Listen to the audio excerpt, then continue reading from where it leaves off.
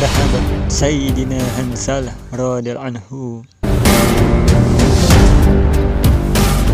Dari sahabat Urwah radhiyallahu anhu menegaskan kesaksiannya tentang kesyahidan Hanzalah di perang Uhud.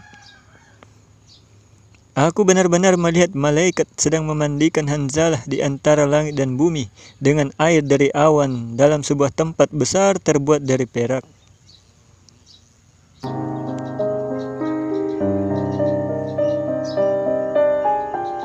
Pada saat itu, Mekkah menggelegak, terbakar kebencian terhadap orang-orang Muslim karena kekalahan mereka di perang Badar dan terbunuhnya sekian banyak pemimpin dan bangsawan mereka saat itu. Hati mereka membara, dibakar keinginan untuk menuntut balas. Bahkan karenanya, Quraisy melarang semua penduduk Mekkah meratapi para korban di Badar dan tidak perlu terburu-buru menebus para tawanan, agar orang-orang Muslim tidak merasa di atas angin karena tahu kegundahan dan kesedihan hati mereka. Hingga tibalah saatnya perang Uhud. Di antara pahlawan perang yang bertempur tanpa mengenal rasa takut pada waktu itu adalah Hanzalah bin Abu Amir. Nama lengkapnya adalah Hanzalah bin Abu Amir bin Sa'ifi bin Malik bin Umayyah bin Dabi'ah bin Zaid bin Uwah bin Amru bin Auf bin Malik al-Aus al-Ansori al-Ausi. Pada masa jahiliyah, ayahnya dikenal sebagai seorang pendeta namanya Amru. Suatu hari ayahnya ditanya mengenai kedatangan Nabi dan sifatnya. Hingga ketika datang, orang-orang dengan mudahnya dapat mengenalnya. Ayahnya pun menyebutkan apa yang ditanyakan, bahkan secara terang-terangan dirinya akan beriman dengan kenabian itu. Ketika Allah Subhanahu wa Ta'ala turunkan Islam di Jazirah Arab untuk menuntun jalan kebenaran melalui Nabi terakhir, justru dirinya mengingkarinya, bahkan dirinya hasud dengan kenabian Muhammad. Tak lama kemudian Allah Subhanahu wa Ta'ala bukakan hati anaknya yaitu Hanzalah untuk menerima kebenaran di bawah Rasulullah sallallahu alaihi wasallam, dan sejak itulah jiwa dan raganya hanya untuk perjuangan Islam. Kebencian ayahnya terhadap Rasulullah membuat darah Hanzalah naik turun. Bahkan dia pernah meminta izin kepada Rasulullah untuk membunuhnya, tapi Rasulullah tidak mengizinkan. Sejak itulah keyakinan akan kebenaran ajaran Islam semakin menancap di relung hatinya. Seluruh waktunya digunakan untuk menimba ilmu dari Rasulullah sallallahu alaihi wasallam. Di tengah kesibukannya mengikuti dakwah Rasulullah sallallahu alaihi wasallam yang penuh dinamika, tak terasa usia beliau telah menghantarkannya untuk memasuki fase kehidupan berumah tangga. Di samping untuk melakukan regenerasi, tentu ada nikmat karunia Allah yang tak mungkin terlewatkan. Hanzalah menikahi Jamilah binti Abdullah bin Ubay bin Salul, anak sahabat bapaknya.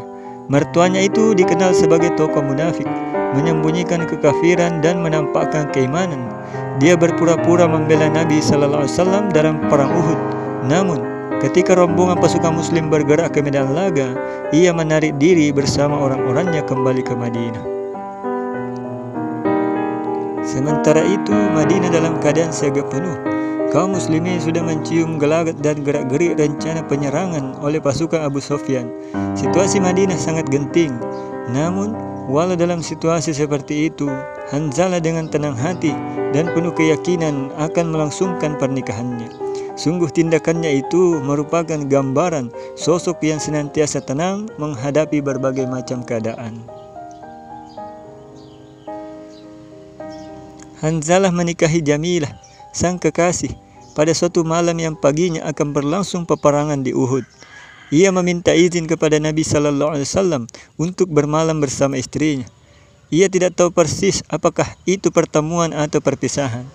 Nabi pun mengizinkannya bermalam bersama istrinya yang baru saja ia nikahi. Mereka memang baru saja menjalin sebuah ikatan, memadu segala rasa dari dua lautan jiwa, berjanji menjaga bahtera tak akan karam walaupun kelak badai garang menghadap. Kini dunia seakan menjadi milik berdua. Malam pertama yang selalu panjang bagi setiap mempelai dilalui dengan penuh mesra. Tak diharapkannya pagi segera menjelang, segala gemuruh hasrat tertumpah, sebab sesuatu yang haram telah menjadi halal. Langit begitu mempesona, kerlip bintang bagaikan menggoda rembulan yang sedang kasmaran. Keheningannya menjamu lemaramnya rembulan, diukirnya doa-doa dengan goresan harapan. Khusyuk berharap ragukan kasih sayang dari sang pemilik cinta, hingga tubuh penat itu pun bangkit, menatap belahan jiwa dengan tatapan cinta, hingga sepasang manusia itu semakin dimabuk kepayang. Indah, sungguh sebuah episode yang teramat indah untuk dilewatkan. Namun, di saat sang pengantin asyik berbuat, terbuai wanginya aroma asmara, seruan jihad berkumandang dan menghampiri gendang telinganya. Hayya 'alal jihad, hayya 'alal jihad. Pemuda yang belum lama menikmati indahnya malam pertama itu tersentak. Jiwanya sontak terbakar karena girah. Suara itu terdengar sangat tajam menusuk telinganya dan terasa menghujam dalam di dadanya. Suara itu seolah-olah irama surgawi yang lama dinanti. Hanzalah harus mengeluarkan keputusan dengan cepat. Bersama dengan hembusan angin fajar pertama, maka Hanzalah pun segera melepaskan pelukan diri dari sang istri. Dia segera menghambur keluar. Dia tidak menunda lagi keberangkatannya supaya ia bisa mandi terlebih dahulu. Istrinya pun meneguhkan tekadnya untuk keluar menyambut seruan jihad sambil memohon kepada Allah agar suaminya diberi anugerah salah satu dari kebaikan, yaitu menang atau mati syahid. Dia berangkat diiringi derayan air mata kekasih yang dicintai. Dia berangkat dengan kerinduan mengisi relung hatinya, kerinduan saat-saat pertama yang sebelumnya sangat dinantikannya, saat mereka berdua terikat dalam jalinan suci. Namun, semua itu berlalu bagaikan mimpi. Hanzalah pun akhirnya berangkat menuju medan laga untuk memenangkan cinta yang lebih besar atas segalanya, bahkan untuk meraih kemenangan atas dirinya sendiri. Kenikmatan yang bagai tuangan anggur memabukkan tak akan membuatnya terlena, sehingga iringan doalah yang mengantar kepergiannya ke medan jihad.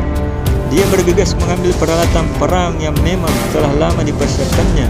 Baju perang melalui membalut badan, sebilah pedang terselip di pinggang, siap bergabung dengan pasukan yang dipimpin oleh Rasulullah sallallahu alaihi wasallam. Berperang bersama Hamzah, Abu Dujanah, Subair, Muhajirin dan Ansor yang terus berperang dengan yel-el, seolah tak ada lagi yang bisa menahan mereka.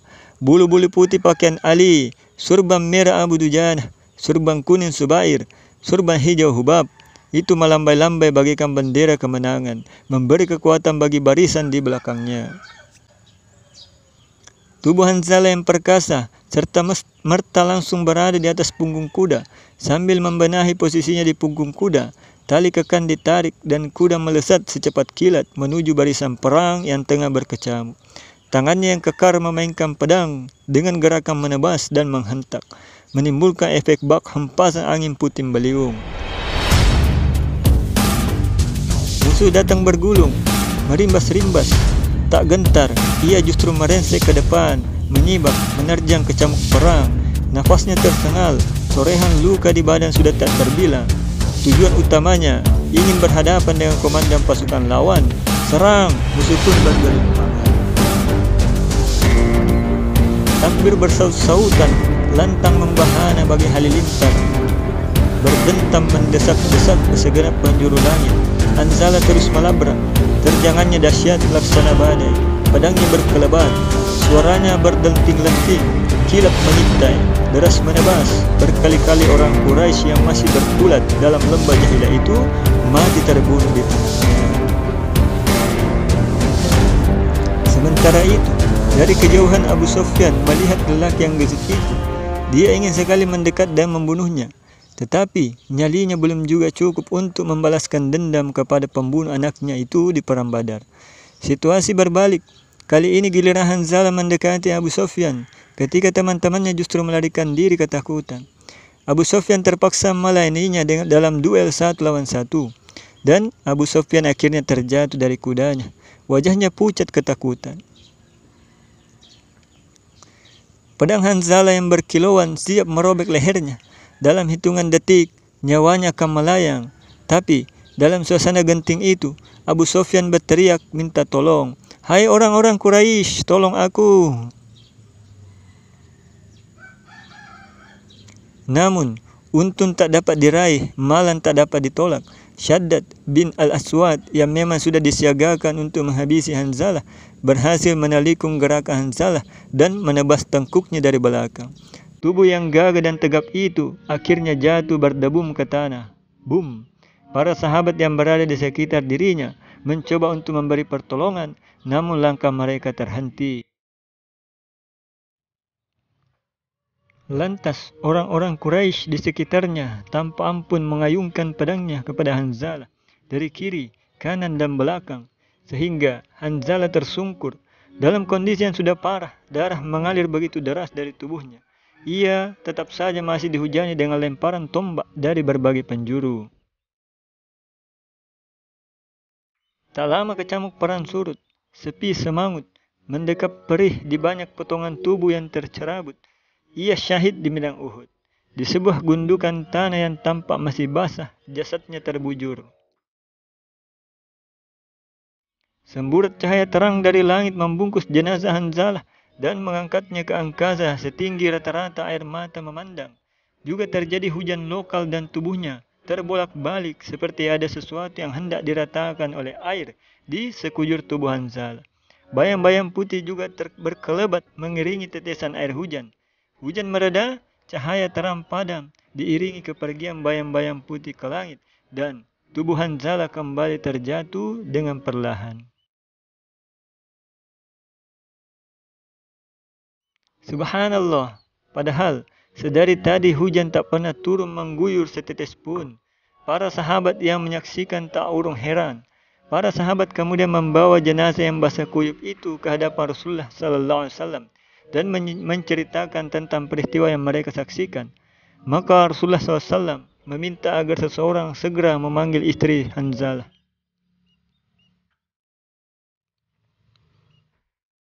Begitu wanita yang dimaksud tiba di hadapan Rasul, beliau menceritakan begini dan begini tentang yang terjadi pada Hanzalah dan kemudian bertanya, "Apa yang telah dilakukan Hanzalah sebelum kepergiannya ke medan perang?" Wanita itu tertunduk, rona pipinya memerah. Dengan senyum tipis ia berkata, "Hanzalah pergi dalam keadaan junub dan belum sempat mandi ya Rasulullah." Kemudian Rasulullah SAW berkata kepada yang hadir, "Ketahuilah oleh kalian bahwasanya jenazah Hanzalah telah dimandikan oleh para malaikat. Bayang-bayang putih itu adalah istri-istrinya dari kalangan bidadari yang datang menjemputnya." Kemudian dengan malu-malu mereka para bidadari itu berkata, "Wahai Hanzalah, wahai suami kami, lama kami telah menunggu pertemuan ini. Mari kita ke peraduan."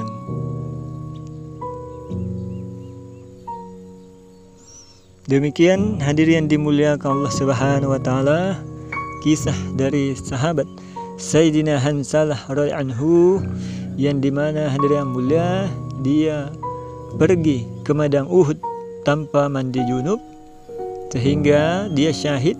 Kemudian hadirin yang mulia dia mendapat hadiah itu dimandikan oleh para malaikat dan juga kemudian menjadi daripada rebutan para bidadari surganya Allah Subhanahu wa taala. Hadirin yang mulia, jadi inilah pengorbanan sahabat untuk agama Islam ini, sehingga agama ini hadirin yang mulia yang sekarang kita anut ini asbab daripada para korban-korban daripada pejuang-pejuang Allah Subhanahu wa taala, yakni para sahabat. Jadi mari kita hadirin yang mulia mendoakan mereka serta meneladani mereka serta senantiasa belajar menghidupkan daripada sunnah Nabi sallallahu alaihi wasallam dan juga fikir dan korban para sahabat. Subhanallah bihamdihi, subhanakallahumma bihamdik, asyhadu an la ilaha illa anta, astaghfiruka wa atubu ilaik. Assalamualaikum warahmatullahi wabarakatuh.